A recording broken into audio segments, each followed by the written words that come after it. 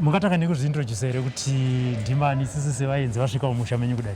Ini ndonzi Superintendent Jabulani Chuma. Ndini officer in charge paHarare prison workshops panapa. Workshops? Totenda. Tavatati katuye kuworkshops munyatsotudza kuti zvinofamba sei kusvika pakuzoti isi chatongozati chekuti kana munhu achinge asungwa kungonodya hanzi taxpayers man obuda ane zidumbu pamwe sengerenyiri vamwe vanenge vaonda vanenge varambwawo nechi handiti saka tati aiwa regai tiuye kuworkshop tinzwa kuti chii chinombonyatsoitwa kuworkshop. Workshop yedu inoyi basa redu chairo muorganization medu i-rehabilitation kudzoredzera vaya vanenge vauya vane mhosva dzavanadzo.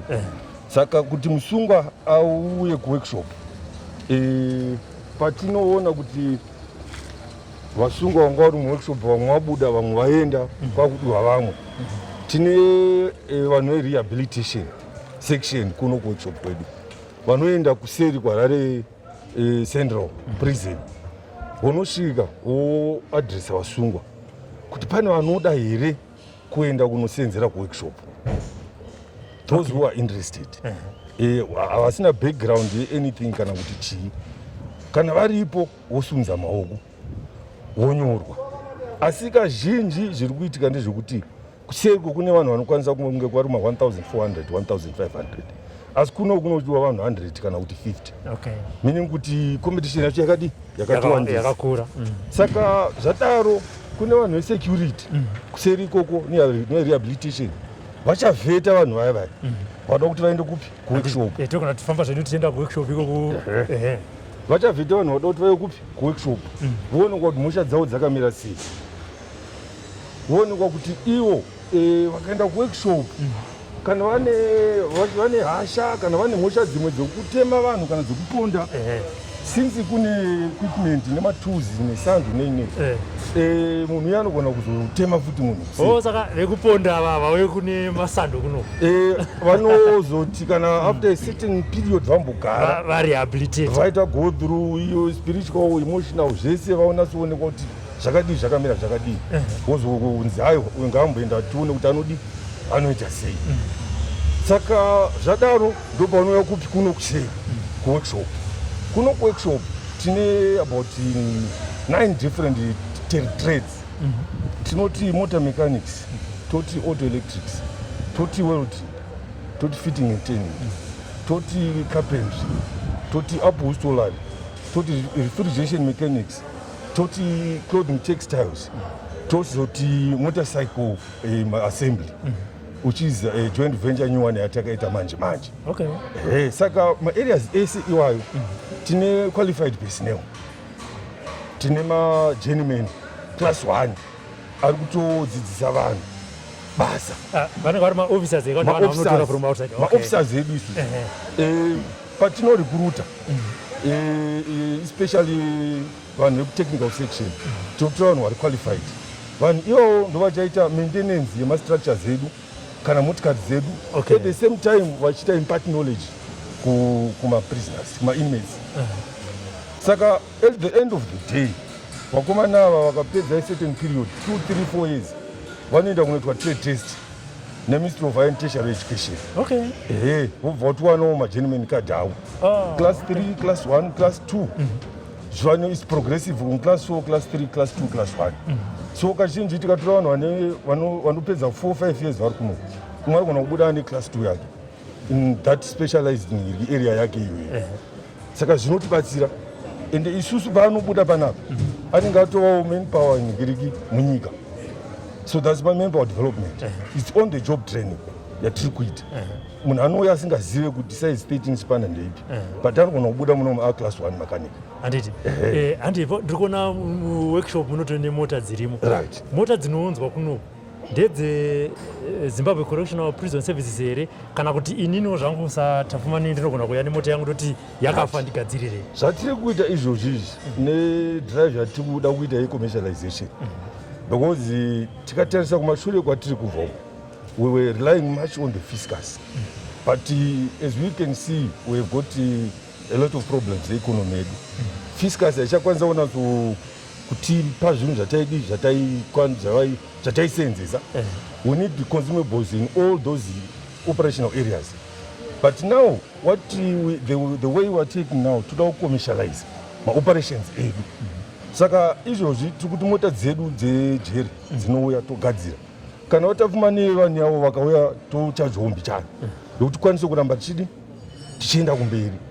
Because matools anogona kurasika kana kuti maconsumables chaiwo protective clothing. Nekuti musungu ada unogrinda kana kutenga magrinda acho iwayo zvese zvezvida mari. Saka tikakwanisa kuchajawo kasmall fee kekuti tikwanise kuramba tichienda kumberi. From a private operations, zvinotibatsira. But as of now, we have one joint venture to manufacture machine assembly motorbikes. That thrust in where we are moving towards commercializing our workshops. Hence, we are saying rehabilitation through commercialization. And kune motorcycles emataura. Right. Yakatanga sei kuti pazonzi tane motorcycle chududu icho chavepo. Right. Chakaitika ndechekudai shoko. Pane a private operator aivanga ari kuna mbuya Nyanda kudhuze nekwane head office yedu. Uko. So he came, he did put the idea on the table kuvakuru vedu. And then vakuru vakaona kuti zvinhu zvinodi zvinobuda. Saka tobva taita joint venture. MOU yacho yakasainwa 2018. Then MOU yatisainwa 2018, 2019 tobva tatanga kuita marenovations eworkshop panapa. Zvazvinoita vanhu vanobvuma vachiona handi pane mamotorcycle ipapo tiona kuti zveshuwa apa vasungwa ndo vari kuita sei, ndo vari kuita basa iroro. Right. MOU yasainwa 2018, 2019 tatanga production. So, from 2019 up to now, we've been assembling motorbikes. And these bikes, anga kutorwa Ministry of Agriculture for the Pumbuza project. Oh, zvichipiwa na Mdumengo. Vachipiwa na Mdumengo. Saka mizhinji izvozvi iri padze yakabuda muno. Okay. Now we are in the workshop now, right. And this is the assembly that is being done by prisoners. Yes. So in other words, from our background, let's have a background from here. And just to take us through what is happening here. Right. What we have here is we have our stores where we have completely knocked down kits. Let's go to the stores, then we'll come back here. Okay. Right. These are the engines. Okay. Right, they come with the complete engine. That one over there. So this is the engine. Okay. So this is our stores. Those are the kits. These kits are imported from China. So when the kits come here, we are taken from the stores, they are put here on the assembly bench. Right. All those things are the ones which were in that box. Okay. Then this engine was in this kind of box. So we're doing about 12 bikes a day. Okay. Each inmate is doing a bike every day. We have 12 guys here. We have 15 guys, then the other guys do other chores. But now, the first thing they do is to arrange the parts like this, so that when they do the assembling, they want to mix the bolts and the parts. Okay. Yes. And I think if you can even talk to this guy, he can take you through the whole process. How he does these things until we have a complete bike. Yes. Mukoma makadi. Silipo makadi. Anditika. Ndimunaro basi. Ya tinaro. Anditi. Mungataura kuti panapa chii chamuri kuita? Panapa ndiri kuassembla motorbike. Chekutanga ndinotora bhasi rangu kubva mustores neinjini yacho inenge iri mubhosiri apa. Then ndoona kuti engine number yangu nechase number yangu zviri kuita sei, zviri kufambidzana. Ndaona kuti zviri kufambidzana, ndotanga kuronga mabolts yangu pana nemanatsi. Ndapedza kuronga mabolts angu nemanatsi, ndakuchitanga kuassembla bike yangu. Kana nditanga kuassembla bike, chandotanga kuisa i-airbox. Ndotanga kuisa. Then from airbox, ndakwanisa kuisa exhaust yangu, silence yangu ishi. Ndapedza izvozvo, ndakuya kunoku kumashure kuteo ndakuisa teo rangu rinenge rine maindicators neteo then ndapedza kuisa teo iroro ndakuya pamashocks ndobva ndaisa mashocks angu ndapedza mashocks angu ndakuchienda kufront then kufront ndakuya kufront kunoku ndoisa mafront indicators ndoisa futi mashocks ekufront then ndapedza izvozvo ndoya painjini yangu ndomauntira injini yangu inenge yatopa bike ndapedza kumauntira injini yangu ndochibva ndaisa magetsi angu ese ndinoona kuti magetsi angu ese arikuita sei ari kushanda here ndotandaisa bhat then after kuisa bhat ndoona kuti magetsi angu ese arikuita sei ari kushanda here veo indicators zvirikuita sei zvirikushanda ndapedza izvozvo ndobva ndaisa tank ndapedza kuisa tank ndoya paseat ndapedza kuisa seat ndoya pacarrier then from then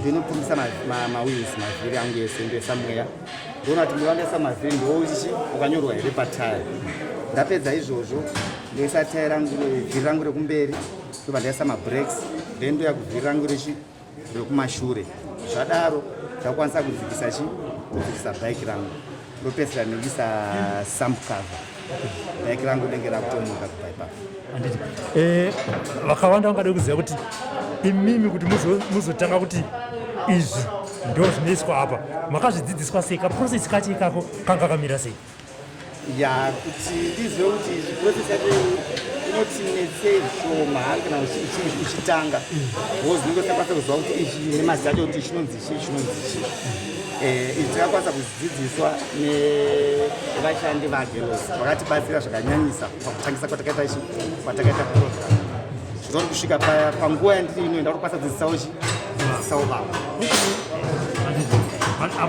hapana pamati mabheta remistake mabati ndatora iro nati iro ndibva ndaisa apa harisida ipapo ya izvi mistake inowanika but sebasa ramuro para kutinakira saka kana ndakaita mistake ndogona kutoiona mistake ndakatorara ndakarara museo tanga tofunga kuti pepe zvandenda hazisichi nditoza ndogadzirisa ndogadzirisa mistake iyo asi bhaika rite mistake panozoita anodabocheka kana chinge rapera ndiye anenge ari kufinal ndianokukwanisa kuona kuti hapana paitwa here mistake thank you mkoma inotenda saka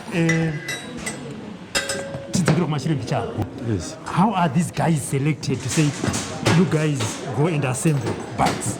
It's still with the same criteria. Are you interested? If you're interested, you come. But now, as you know, we have,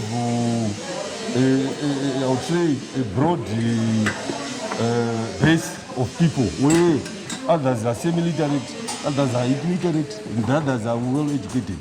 So when the guys come, you can see who is a slow learner, who is a quick learner. So at times during the course, you can say, this one is taking too much time to learn basics. Okay. Then they go to another section where it's not challenging much. So at the end of the day, after going through maybe 2, 3, 4 times, you get the right people you want. Okay. Yes. So basically, when we started off, it was we started off with knowledge transfer. That is, Jealous send us these technicians here, and they're the ones who taught these guys how to assemble this. Yes, and that's the same setup we have. We have about 3 guys from Jealous who are working with these guys in here. And recently we've taken on board our female officers so that they can do the assembly as well. Because we have female prisons, the Marunda open prison and Skrubi female prison. I think in those areas they need to be catered for. Hence the training of female officers here. So from here you can go. So you are saying a prisoner here is training in office. That's the interaction we're having now. Okay. Yes, that's the rehabilitation. Because these guys came here first. So in terms of knowledge, they know how better than the officers. Okay. So there's nothing sinister about it. An inmate teaching an officer. You see now. Oh, that's wonderful. That's wonderful. Okay, so I can see So what is happening here is the same that is That happening. is the same process. Every that- bench, what is happening on that bench is the same thing happening here. So we're saying at the end of the day, we're going to have 12 bikes being completed. We open up our boxes in the morning, 8 o'clock when you start work, 3, 4 o'clock when you leave work. We're having 12 completed bikes ready for inspection and starting. Wonderful. So this workshop is for assembling See, bikes. only only. for assembling bikes. Okay. So as I was saying, the reliance of our organization on fiscals has been just been, I would say, too much. Yes, now we want to commercialize our operations. As you know, the vision of the whole country, Vision 2030, which was outlined by the president. It needs everyone to have a middle income. I mean, it should have a middle economy by 2030. But now, for us to achieve that middle income economy, each and everyone should play their own part. We should play their own role. Hence, the Minister of Finance drafted the NDS 1. And us as presidents, we have our own strategic document, 2021 to 2025. And in that document, we are focusing on the commercialization of workshops. That's one major aspect, that's one major objective which we need to achieve from 2021 to 2025. Hence, we're saying we need more joint ventures like this in all our operations. Like in the workshop that is indicated earlier on that we have 9 different areas of speciality. Hence, if we have another operation like this in the holding section, we have another one in the carpentry section, we have another one maybe in the tailoring section. So by the end of 2025, I think we'll be having enough income to do our own things. And my vision as the officer in charge of this place is to have an area where we are going to say these are prison industries. A company shell. Yeah. Let's say it could be there, just adjacent to support unit along Achuras Road. We have a shell of companies, of industries, from the water tanks up to support unit there. We have a shell for furniture, we have a shell for carpentry products, we have a shell for even these manufacturing of these motorbikes. We're saying these workshops here will be used for training. Once the guys are trained, they come here to the industries and they do the business. Okay. What we don't have right now is the equipment. The manpower we have qualified personnel, but technology is moving. The equipment we have is obsolete. Our equipment now is old and outdated, such that our products on the market don't compete well with the other guys who are already in the market, who have technologically advanced equipment. Yesterday, as presidents, we're going out with a begging bowl from well-wishers. But this time around, we're coming with a different approach. We want people who are serious, who can come and work together to produce products, quality products, so that we compete on the market with other guys. We sell, we get the money, we go forward. So just to take you a little bit back, so this is the box that is taken from the workshop, Right. and they are opening now so that they can. They start doing their job. Okay. Right. So this is the bike, This is the bike but in pieces. in pieces. That's the engine there, and these are the other pieces. Yes. So this guy is going to arrange all these things in order there. Okay. He can take you through what he's doing. And it, Yes, Musa. Take them through what you're doing. You tell them what you're doing and you identify all the things you have taken out. and it. Zita ndiani mukoma? Tendai Musa. Makati mukoma. Anditi apa mukatudze kuti chii chamuri kuita tangona muchingoti Our English Jayo And is it- very eloquent, very fluent. Nice one. Mukoma, can you just take us through when we arrived, you were opening the box, and can you just take us through what's in there and what you are doing? Okay, this is our box, which contains all the main components of a motorbike, and that is the engine, the box containing the engine for the motorbike. So what you saw me doing, I was opening the box from these lockers. Then these are the components, and these are the molding covers. Most of the components you are seeing here are contained here. So what I do is I start to remove them from the plastics. They will be wrapped from the plastics like this for safekeeping from, they are being prevented from scratches. So we unroll and wrap them from these plastics. Then we put them on the table. On the table, I start to arrange them on that trigger that you see, that drawer. I arrange them in their order. Mainly the plastics, they go on their own shelves. Then the metal ones, they go on their shelves. Those containing like these ones. These are indicators. They are electrical components. So they are supposed to be arranged on their own. So this is what we do. So when you came here, did you have the idea of what is supposed to be done? How did you get to know all this that you explained to us? No, actually, initially we were blind. We didn't know anything. But after we came here, we were chosen through an interview by the officer in charge. We came here, we were cleared. The vetting process was very tough because they considered discipline. They selected those prisoners who have got the best discipline and prison. So we were cleared when we came here, we started to learn. But from initially it was hard. We knew nothing. Okay. Definitely we were laymen in terms of motorcycling assembling.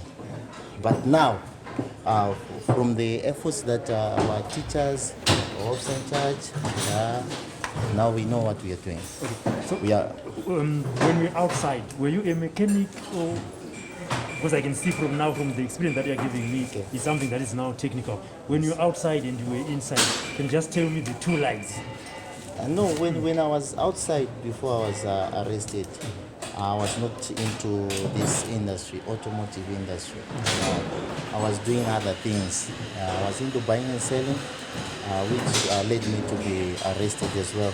But when I came here, it was a God-given opportunity to be found doing this. So now I'm an automotive mechanic. From buying and selling into automotive. Yes. That's a transformation. Yes, it's a great one. Thank you, Musa. Okay, thank you, sir. My inmates, they are teaching officers now. Yes. It's very These rare to guys see a now female they are more officer, experienced assembling than a those motorbike. The girls So, came just want to late. hear from your side, what is the motivation behind it? This one. Then I you don't tell because one of these I guys. myself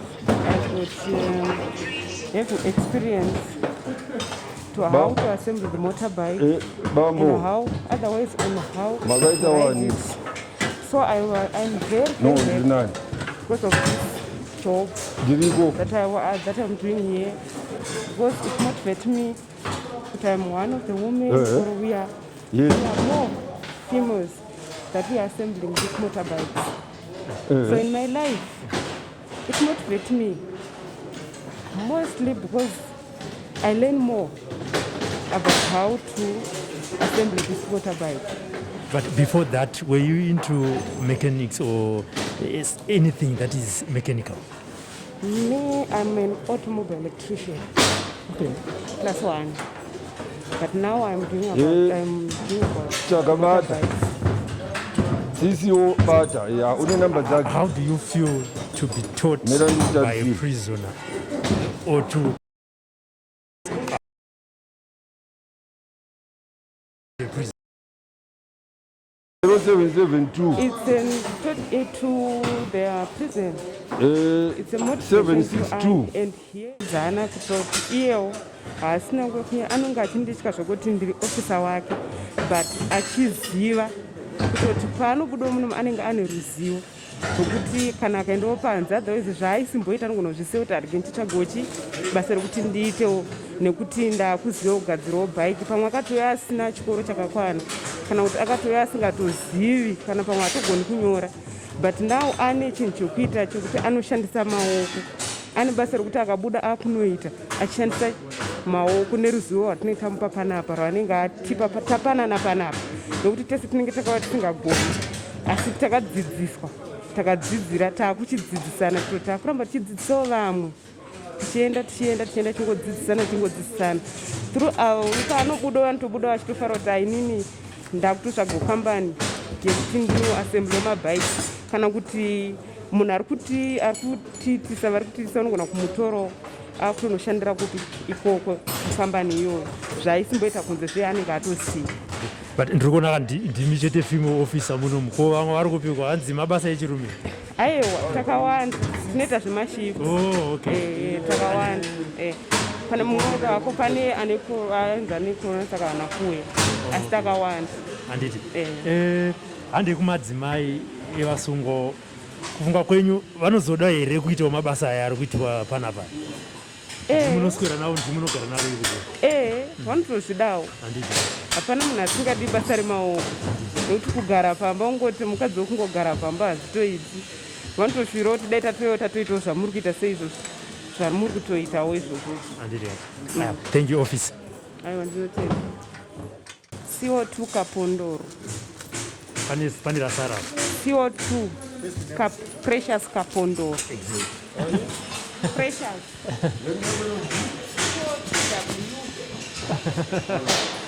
Taura kure.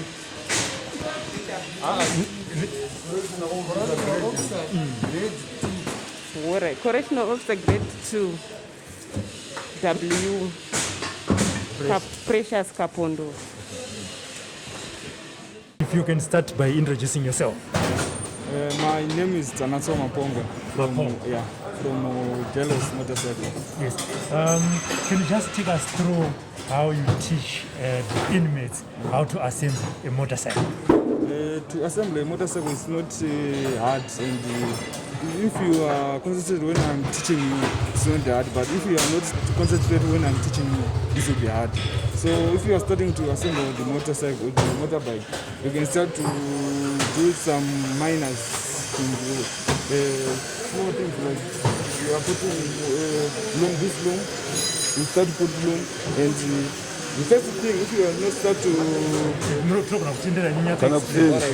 if you open the box, the first thing is to arrange these bolts. These bolts are so important to arrange the bolts. If you are just assembling the bag, if you are not arranging these bolts, it will be hard to you to check this bolt. If you want to put engine, it will be hard to you take time to set the bolt for engine if you are not arranging. So the first thing, if you want to assemble the bag, you must arrange to be correct in your bolts. Yes. And then after arranging the bolts, you start to put loom. If you are put loom and you put the airbox, this part. And if you put airbox and you put exhaust, this is exhaust cylinder. If you don't put exhaust, you put engine. If you put engine, you can just put in mud flap. There's a mud flap.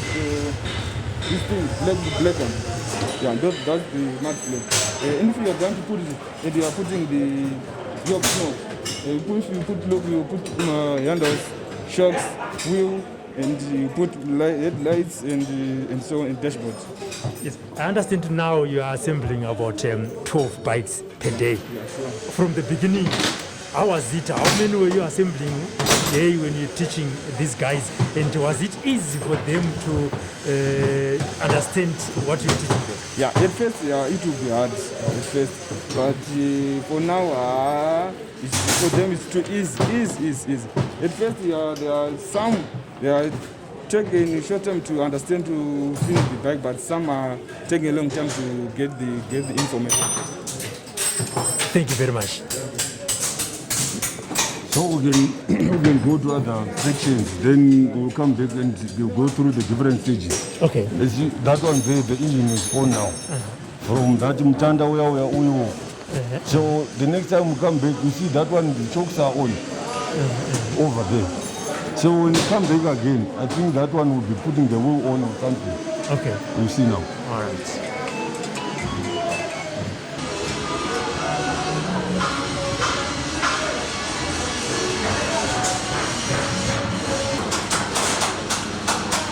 Right.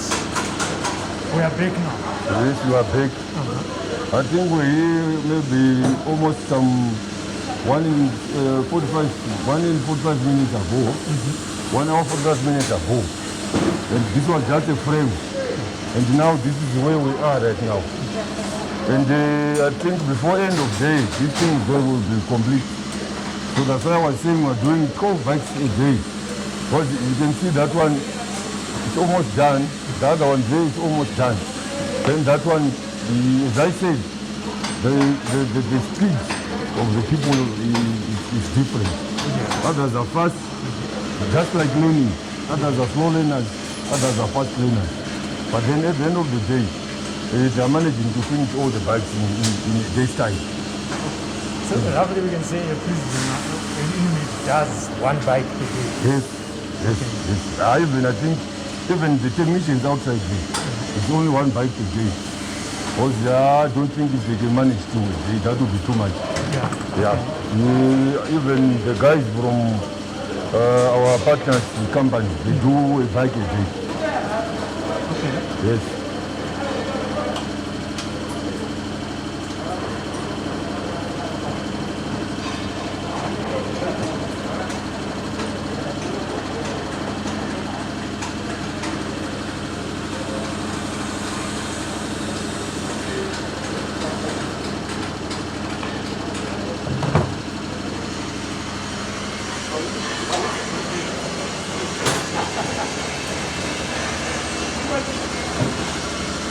Yes, Tinash. There is a.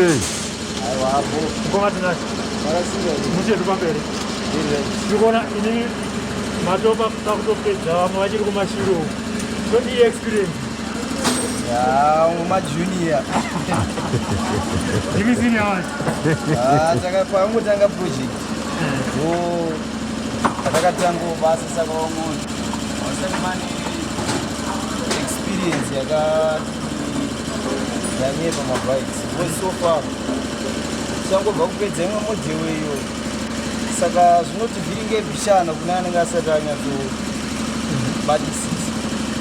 But as times goes on, nongofanana because zvinhu zvimwe chete zvatiitika everyday.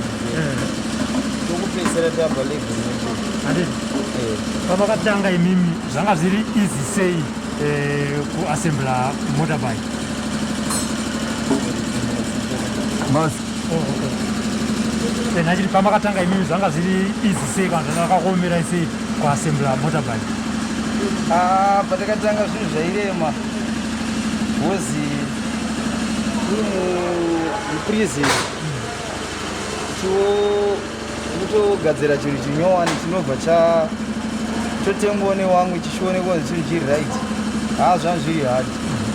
Pazuva mwe vaingotaura kuti kwamuri kuenda uku hamuna chamunombobuda nacho, hamuna chamunombobata.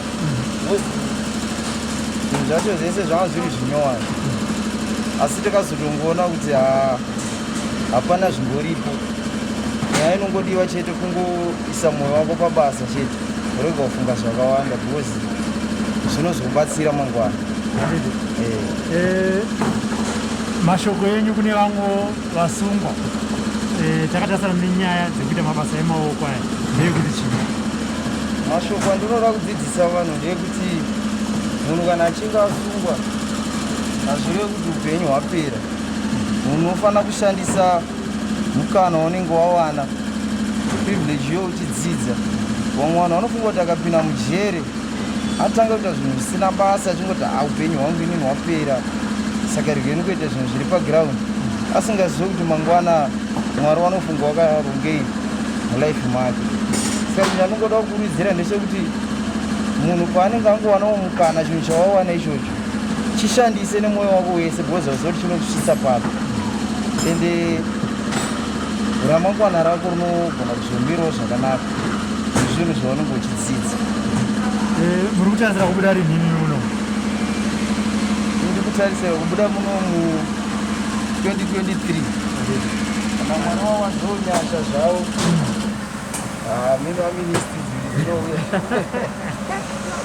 kana yasadzawadwawo tekangomiriro aministi iyoyo aya maita basa mukoma tinasi tinotenda tendaona wachuma wandowakutodzidzisa zvese izvi handitika haya kwese kwatiri kufamba ingori vachuma ndovarikuita